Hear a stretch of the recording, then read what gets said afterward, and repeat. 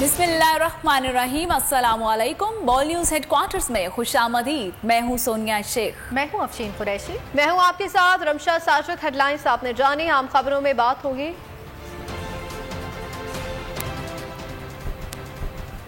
आवाज दबाने की कोशिश, थाने पर हमला, एमक्यूएम की धमकी,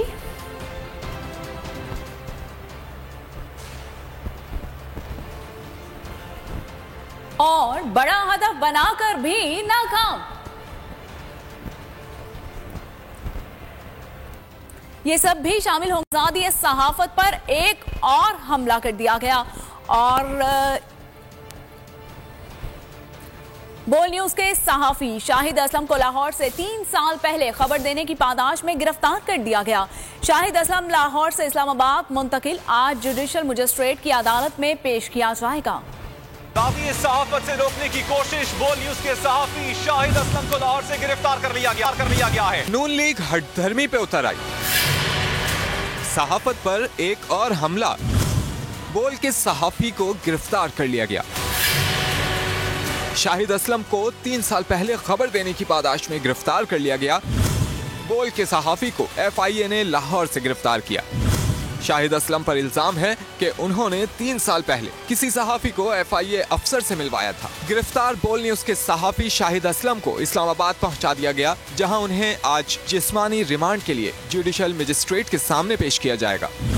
बोल इंतजामिया ने शाहिद असलम की गिरफ्तारी की शदीद अल्फाज में मजम्मत की है। कहना है कि बोल अपने वर्कर के साथ खड़ा है और साथ खड़ा रहेगा। बोल न्यूज हक और सच की बात कर रहा है। हमने ना पहले समझौता किया ना आप करेंगे। बोल न्यूज के सीनियर एंकर समी इब्राहिम का कहना है कि सहाफत आईना है, लोगों को उनका चेहरा दिखाते हैं। बोल न्यूज शाहिद असलम के साथ खड़ा है। सहाफियों को उठाने के लिए सुप्रीम कोर्ट ऑफ पाकिस्तान वो वज़ा कर चुका है, असूल वज़ा कर चुका है। एक SOP सेट पूरा ये जमा करा चुके हैं। इस्लामाबाद हाई कोर्ट का इस हवाले से फैसला है कि किसी सहाफ़ी को भी अगर आपने पकड़ना है या उठाना है तो उसको पहले नोटिस दिए जाएंगे। जो RIUJ है, PFUJ, उनको एतमाद में लिया जाएगा सहाफ़ती तंजीमों के साथ बात करके, ताकि कोई इंसाफ का जो प्रोसेस है उसमें भी ताख़ीर ना हो। अगर किसी ने जुर्म किया है तो उसको भी सजा मिले, लेकिन एक ट्रांसपेरेंट अंदाज में। ये क्या कि लाहौर से आप उठा के ले आए हैं और यहाँ पर अब कल फिजिकल रिमांड के लिए, और ये हमेशा ऐसे ही करते हैं, जुम्मे को उठाएं ताकि हफ्ते को और संडे को वो जो अदालतें हैं वो बंद होती हैं तो वो वहाँ से कोई रिलीफ ना मिल सके। तो ये जो क्वेश्चननेस है, ये डराने धमकाने का सिलसिला ये जारी है, वही पॉलिसी चल रही है और शायद बोल को सजा दी जा रही है। बोल न्यूज जो है वो हक सच की बात कर रहा है। हम तो कोई कंप्रोमाइज नहीं करेंगे, ना पहले कंप्रोमाइज किया ना हम कंप्रोमाइज अब करेंगे। हम आखिरी हद तक जाएंगे, हम अवाम के साथ हैं। हम पूरे सहाफी पाकिस्तान के बोल न्यूज खास तौर पर हम शाहिद असलम के साथ खड़े हैं। हम इस पे पूरी आखिरी हद तक जाएंगे। नून लीगी हुकूमत जब भी आई, उनकी कोशिशें होती हैं कि सहाफत का गला घोटा जाए। एडिटर इन चीफ आमिर जिया का कहना है कि ऐसे हटकंदों से बोल न्यूज को फर्क नहीं पड़ता। सहाफी ऐसे हटकंदों से ना पहले दबे हैं ना अब दबेंगे। की जो एक हुकूमत है, हमेशा जब भी वो इक़्तिदार में आती है तो उसकी पहली कोशिश ये होती है कि जी सहाफत का गला घोटा जाए, सहाफियों को जो है तो खरीद लिया जाए या उनको दबा दिया जाए। तो उस पर इनकी खबर जो है मुस्तनद भी होती है और उसमें किसी किस्म की सनसनीखेजी नहीं होती। तो अब जो मेरे पास इतलात आई हैं शुरू की कि जिनको लाहौर से पकड़ा गया और उन पर इल्जाम एक अजीब गरीब लगाया गया कि 3 बरस पहले इन्होंने एक किसी सहाफी को FIA के किसी अफसर से मिलवाया था और वो सहाफी जो है वो जो मतलब है कोई केस था बाजा साहब के, जो हमारे वो हैं former chief of the army साहब, उनके जो टैक्स रिटर्न हैं उनके लीक करने का जो मामला है, उस सिलसिले में उसकी तहकीकात हो रही है। अच्छा, उसमें शायद का तो कोई इससे लेना देना भी नहीं, क्योंकि इन्होंने तो खबर ब्रेक नहीं की थी, वो तो किसी और इदारे ने की थी। उन पे इल्जाम ये कि जी सिर्फ उनके उस शख्स को मिलाया गया है कि जिस रिपोर्टर ने इस खबर को लीक किया था या ब्रेक किया था। तो एक बहुत ही इंतहाई मेरे ख्याल में भोंडा इल्जाम है और कभी भी खबर ब्रेक करने पे, कोई एक्सक्लूसिव बात निकालने पे वैसे भी कोई जुर्म नहीं होता। वो कोई मतलब गलत खबर आप दें उसके ऊपर यकीनन लाइबल के और डिफेमेशन के लॉज रखते हैं, लेकिन उसके लिए पूरी कार्रवाई होती है। नहीं होता कि FIA आए और उठा के ले जाए। तो इन पे जो भी ये इल्जाम है, मैं समझता हूँ कि बहुत ही फ्लिमजी चार्जेस हैं। मेरी इत्तला के मुताबिक इन्हें इस्लामाबाद मुंतकिल किया गया है और कल इनका गालिबन रिमांड लेने की कोशिश करेंगे। तो इंतहाई काबिल मुजम्मत है ये बात, और मैं ये समझता हूँ कि ये एक कंटिन्यूएशन है, एक तसलसल है आज़ादी सहाफत का गला घोटने का, और ये पहली मरतबा नहीं किया है। नून लीग ने, मुझे हैरत होती है कि इसमें पाकिस्तान पीपल्स पार्टी जैसी जमातें भी इत्तेहाद में शामिल हैं, जिनके जमहूरी क्रीडेंशियल्स हैं, उनको भी इस चीज को देखना चाहिए कि क्या सूरत हाल है। दीगर जमातें भी शामिल हैं, तो मेरे ख्याल में बहुत ज्यादती हुई है। लेकिन जो सहाफी हैं वो इस किस्म के हथकंडों से न कभी पहले दबे हैं और झुके हैं, न अब बुलेटिन में आगे देखिए, बोल को दुबाने की कोशिश।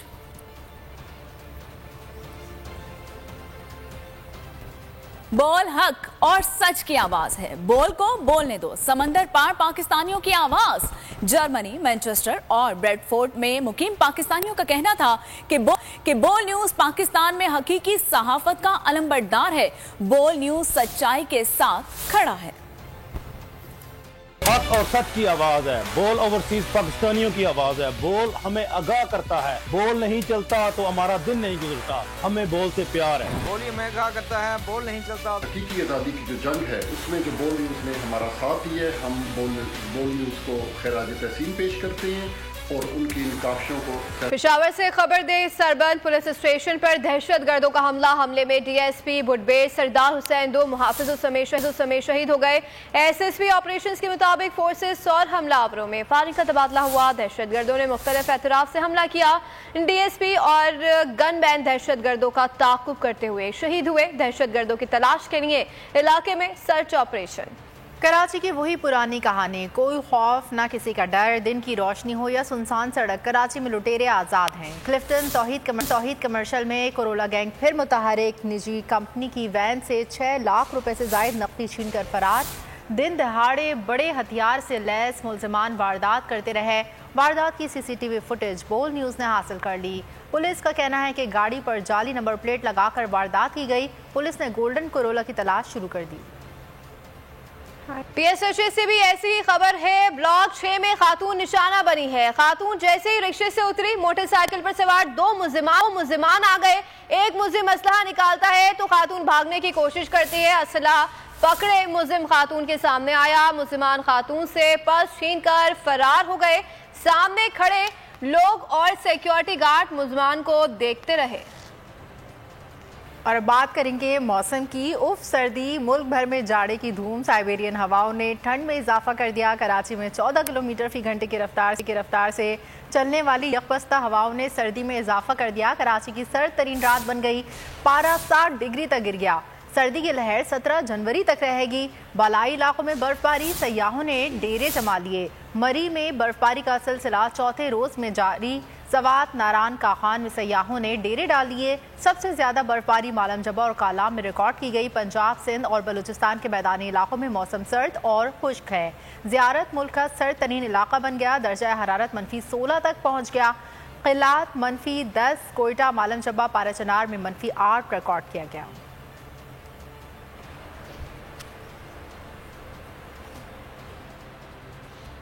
सर्द रातों में ठिठुरते हुए निजी इदारों की हिफाजत पर मामूर सिक्योरिटी गार्ड को किन किन मुश्किलात का सामना करना पड़ता है, जानते हैं अपने नुमाइंदे काशान सिद्दीकी से। जी काशान, बताइएगा। जी बिल्कुल, देखें शहर कायद के अंदर सर्द रातें हैं और दर्जा हरारत जो है शहर का मौजूदा दर्जा हरारत 9 से 10 डिग्री सेंटीग्रेड रिकॉर्ड किया जा रहा है। हम आपको आज बताएंगे कि सिक्योरिटी गार्ड जो है अपनी ड्यूटी कैसे सर अंजाम देते हैं। मेरे साथ जो है सिक्योरिटी गार्ड मौजूद हैं, इनसे बात करते हैं। सर बताइएगा, रात का ये फेयर है, कराची के अंदर स्ट्रीट क्राइम की वारदातें भी बेकाबू हो चुकी हैं। आप अपनी ड्यूटी कैसे सर अंजाम देते हैं और किस किस मुश्किलात का सामना करना पड़ता है? एक तो यहाँ पे सर्दी बहुत है, यहाँ पे देखें आप खुले रोड पे बैठे हुए हैं। दूसरी बात यहाँ पे डकैतियाँ भी लगती हैं। अब हमारे पास तो है कुछ नहीं कि किसी आवाम को जाके खड़े होकर बचा सकें। फ़िलहाल तो अपनी जान की खातिर बैठे रहते हैं। यहाँ पे क्राइम भी कुछ ज़्यादा ही है। जैसे सैलरी का टाइम आता है तो डकैतियाँ ज़्यादा लगना शुरू हो जाती हैं। बाकी तो आप खुद ही देख रहे हैं कि कैसे बैठे हुए हैं यहाँ पे। और किस किस मुश्किलात का सामना करना पड़ता है आपको रात में? रात में बस यहाँ पे चोरों का डर होता है, डकैतों का डर होता है। अभी हम किसी को जाके हाथ तो डाल नहीं सकते क्योंकि उनके पास असलहा होता है। अब हम खाली हाथ हैं, उनको कुछ बोल नहीं सकते। यहाँ पे किसी वक्त भी आके किसी को भी लूट के चले जाते हैं। हम अपना बस यहाँ सर्दी के अंदर रोड के ऊपर ही बैठे हैं। ठीक है, बहुत शुक्रिया अपडेट करने के लिए। काशान से देखिए, अमेरिकी वज़ीर दिफा लॉयड ऑस्टिन का army chief general Asim Munir से फोन पर राब्ता। अमेरिकी महकमा दिफा के मुताबिक लॉयड ऑस्टिन ने आर्मी चीफ से बाहिमी दिलचस्पी के उमूर और खित्ते की सूरत हाल पर गुफ्तगू की। अमेरिकी वज़ीर दिफा ने जनरल आसिम मुनीर को आर्मी चीफ बनने पर मुबारकबाद भी दी। अमेरिकी वज़ीर दिफा और आर्मी चीफ के दरमियान हालिया इलाकाई पेशरफ्त पर भी तबादला ख्याल किया गया। और कराची का मौसम तो ठंडा है मगर सियासी पारा हाई हो गया। MQM ने शहबाज हुकूमत को सरप्राइज दे दिया। हुकूमती इत्तेहाद से निकलने का इंदिया। MQM ने जनरल वर्कर्स इजलास तलब कर लिया। हुकूमत में रहने या ना रहने से मुतालिक कारकुनान की राय की रोशनी में फैसले लिए जाएंगे। MQM की कलाबाजी पर PDM में हलचल। आसिफ जरदारी का खालिद मकबूल से राब्ता, कहा साथ रहे। MQM के तहफ़्फ़ुज़ात दूर कराए गए और इत्तेहादियों ने आंखें दिखाई तो वज़ीर आज़म को भी कुर्सी हिलती नजर आई। शहबाज शरीफ ने भी हाथ पांव मारना शुरू कर दिए।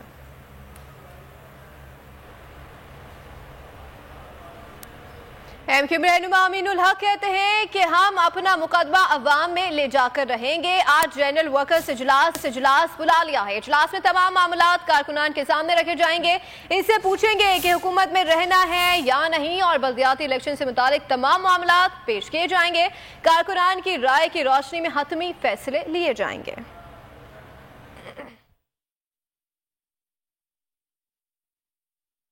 तमाम ऑप्शन पे डिस्कशन किया गया है। जनरल वर्कर इजलास रखा गया था इसीलिए कि वहाँ अपने कारकुनान, अपने वोटर, अपने सपोर्टर से राय ली जाए और उनके मशवरों के बाद ही मेरा ख्याल मामलात को आगे बढ़ाया जाएगा। मैं समझता हूँ कि अभी मेरा ख्याल ऐसा कोई चीज़ हतमी नताइज पे नहीं आया है और जब भी कोई ऐसी चीज़ फैसला होगा तो डेफिनेटली मेरा ख्याल है कि मीडिया के जरिए पाकिस्तान के अवाम को बताया जाएगा। कल जनरल वर्कर इजलास मेरा ख्याल है कि सिक्योरिटी रीजन के बिना पे आगे बढ़ाया गया है और इसकी नई तारीख का ऐलान भी मेरा ख्याल है फौरी तौर पर अगले 24 घंटे में कर दिया जाएगा।